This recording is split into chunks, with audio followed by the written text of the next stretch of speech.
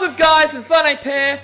Now this feels extremely weird because I'm filming this on the 30th of September and this video isn't planned to go out until the 1st of November. So this feels really weird to film, but I need to pre-record these because there's no way I'm going to be able to film them, edit them, and get them all out in a single day. A YouTuber friend of mine called Demon, aka Demon Lord, actually challenged me to do a top 10 of each of my favourite Pokemon types from the 1st to the 18th of November. So, because that's when, well, we've got that many types, and the 19th is when the new Pokemon games come out. And I said, I accept your challenge. So, here we are. This is going to be a top 10 of all of the 18 Pokemon types. And I'm going to be starting off with the normal type. I'm going to be breaking it down from the 1st of November to the 18th of November. So that way, on the 19th of November, I should be doing an unboxing of the new Pokemon games, possibly. I don't know how I'm going to plan this out, but we'll cross that bridge when we come to it.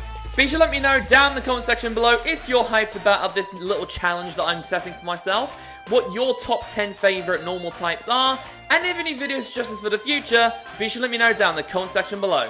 So without further ado, let's get into the video!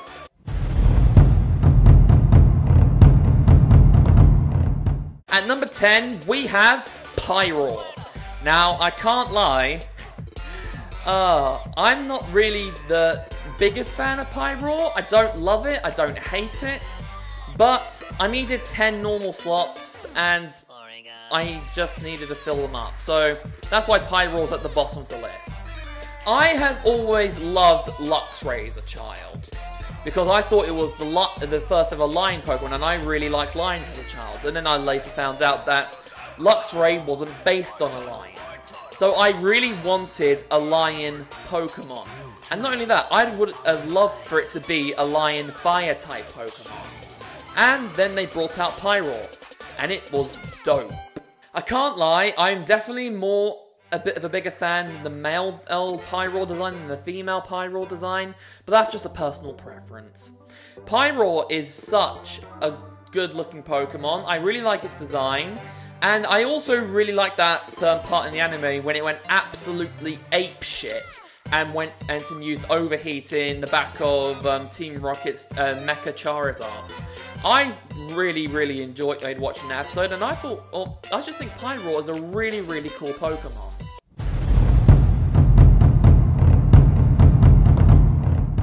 At number 9, we have Stoutland. Now, Stoutland I have used quite a few times in my Black and White playthroughs. Not as much in Black and White 2, but I do use Stoutland quite a lot in Black and White, mainly as an HM slave, but hey ho. I do remember at first that I wasn't the biggest fan of Stoutland to begin with. It's just that I didn't really like its design as a child. I really love Lillipup. I love the fact that Lillipup, a cute puppy Pokemon, goes into Herdia, which is a very loyal dog-like Pokemon. But then we go to Stoutland, and I just wasn't a big fan of its design. Like, I don't know why I didn't like it, I just wasn't a big fan of its design, and I found it a bit weird because I really like dogs. And I just don't understand why I didn't like it as a child, but the more I used it in the game, the more I grew to like it.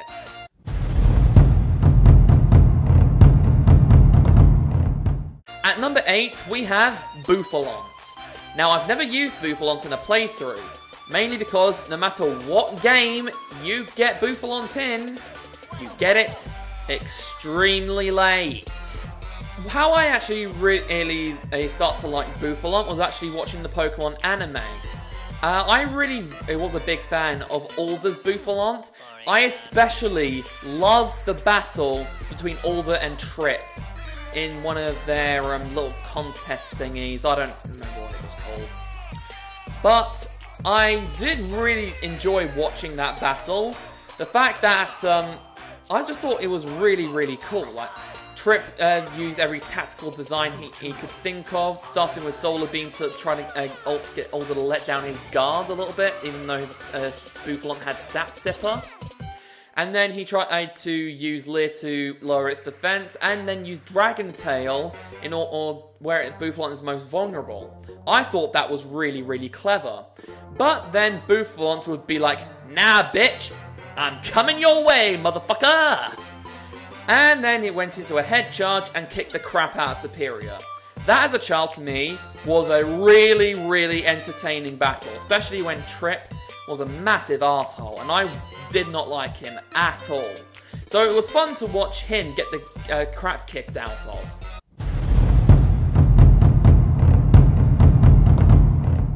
At number 7, we have Tauros. Now, I did try to use Tauros once in Pokemon Yellow. I went through so much money and so many Safari Balls and so much mental stress to capture a Tauros, and I couldn't catch it up to the other members of my team, so in the end, I stuck it in my box and never touched it again. But regardless, I did really enjoy using Tauros as much as I did. Like, I only used it for a couple wild battles and maybe a couple trainer battles, but I did really enjoy using Tauros. Like, every time I used one of its attacks, it just critted it automatically and the battle ended.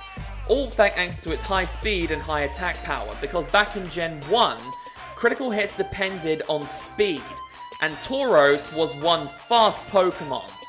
So, if you use stuff like Takedown, Double Edge, or even Horn Attack, or if it was even in that generation, but regardless, it had a very high chance of being a crit. And I definitely enjoyed using Tauros for the few battles that I put him in.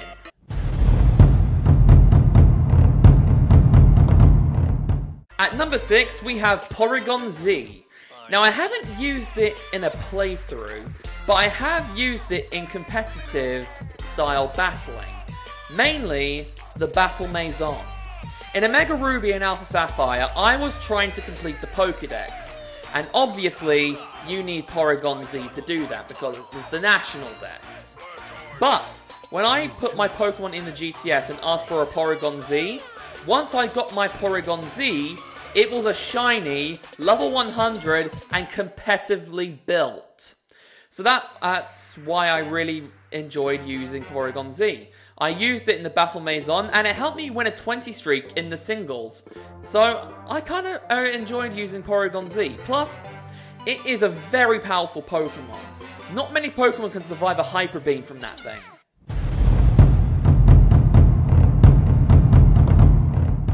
At number 5, we have Slacking. Now, I haven't used Slacking a lot, but the times that I did use it, I thoroughly enjoyed using it. When I had Pokemon Heart Gold and Soul Silver, I purposely tried to find a Slack Off, which had a high attack stat nature and a low speed nature. And when I did find it, I trained it up and got it to Slacking. Got it to level 100, and it was an absolute monster of a Pokemon. Then I transferred it over to Gen 6, and it was still one monster of a Pokemon. It did lose more battles than it won compared to Heart Gold and Soul Silver and Omega Ruby and Alpha Sapphire, but I did remember that I loved using Slacking against opponents. Plus, it's just OP as hell. I am convinced that if it was put in double battles and it had a more feasible way of getting rid of its nature or maybe swapping a nature with somebody else, I definitely think it could be in OU in doubles. I just think that Slacking is a great Pokemon, and I also really love watching him in the anime. At number 4, we have Silvally. Now, I really enjoyed using Silvally the very few times that I used it. Like, I did use it quite a lot back in Sun, Moon, Ultra Sun, and Ultra Moon, mainly in the Battle Tree. It dominated in the Battle Tree. Like I said, I did get my Silvally in the Battle Tree. I tried my best to Well, build it competitively and give it a competitive moveset. I tried my best, but it was still OP, it just didn't win as many battles as I would like. But I did also really enjoy watching Silvally in the Pokemon anime. Even though Sun and Moon was the worst anime of all. We don't talk about Sun and Moon. At least the anime. Actually, we don't really talk about the games either, because Sun and Moon were hot trash. Ultra Sun and Ultra Moon were really good, but the Sun and Moon games and the Sun and Moon anime, they were a pile of hot garboda.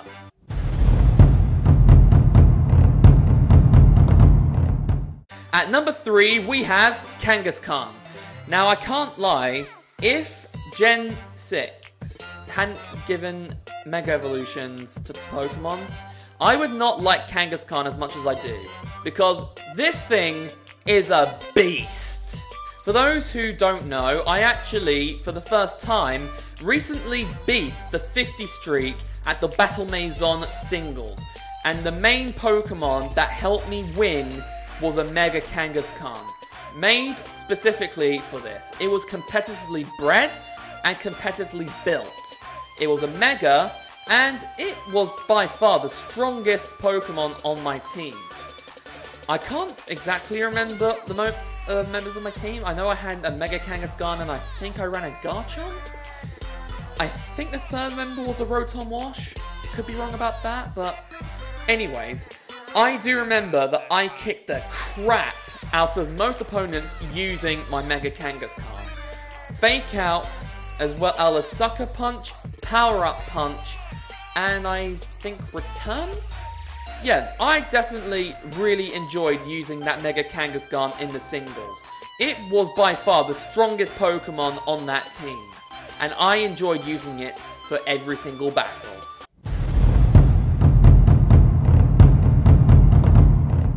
At number 2, we actually have one of the mascots for one of the brand new Pokemon games that's coming out.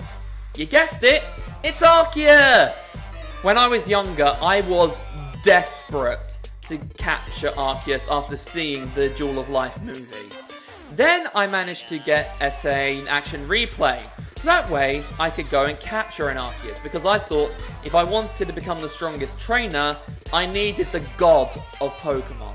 I caught it, and it was literally God.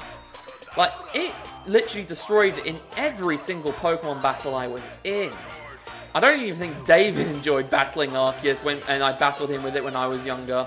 Literally, I adore Arceus. Not only that, I believe in Generation 7 or something like that, I actually got an Arceus, which was a special event Arceus, I believe, which actually had all of the signature attacks from the 4 creation Pokemon. That being Arceus, Dialga, Palkia, and Giratina. They literally had all 4 of those moves. Judgment, Roar of Time, Spatial Rend, and Phantom Force, or... Shadow Force, that was it, Shadow Force. Yeah, it literally had all of those moves, and I loved owning it. I can't remember if I still have it or not, but I did enjoy having it.